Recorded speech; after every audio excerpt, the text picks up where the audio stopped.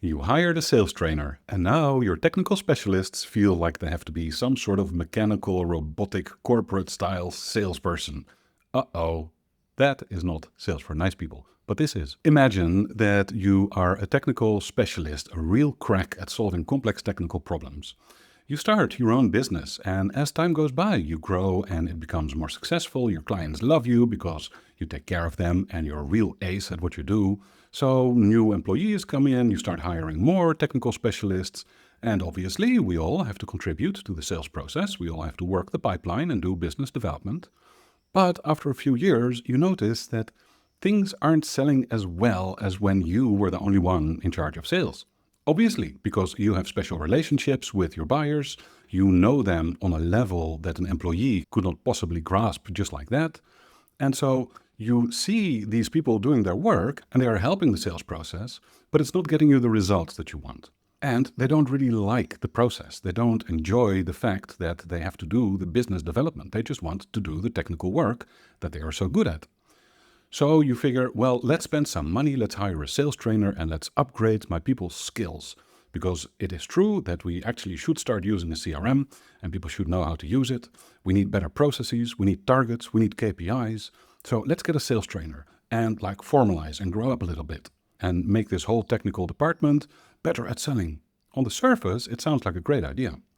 In practice, it is often exactly the wrong solution. Because no matter how good you are at setting KPIs or egging people on to have more meetings or make more calls or updating the pipeline, none of that is going to solve the problem that you have, which is your technical people, they don't like the selling. They don't want to be involved in the sales process if they can avoid it. And now suddenly they also have to start operating like a sales rep. They have to log things in the CRM and they have to make so many calls every week and they have to hit targets and KPIs. Culture declines, people start infighting because there's now unhealthy kind of competition, and you are looking at your spreadsheet wondering if you hired the wrong sales trainer.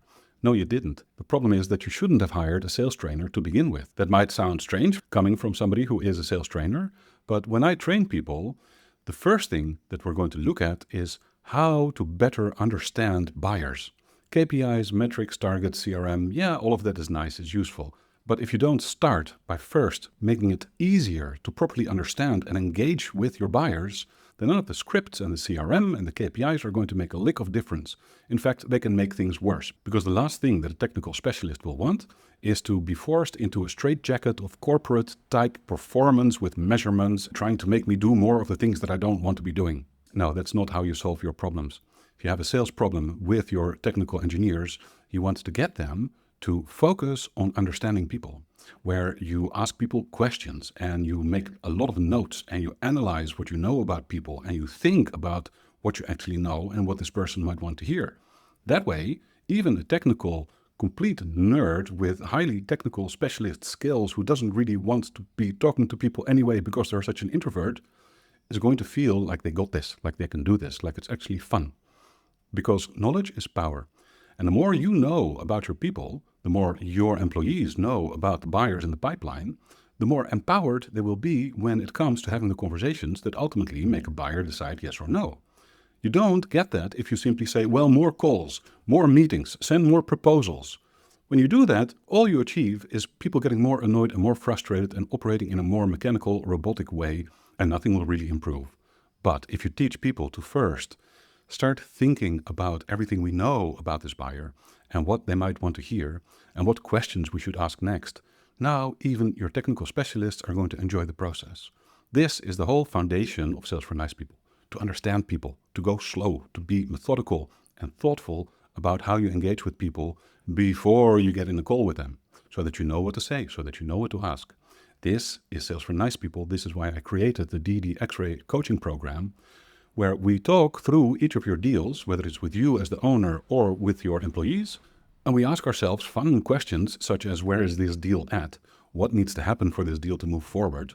What are the buyer's biggest concerns? How can we help our buyer get around the buy blockers, or objections as other people call them?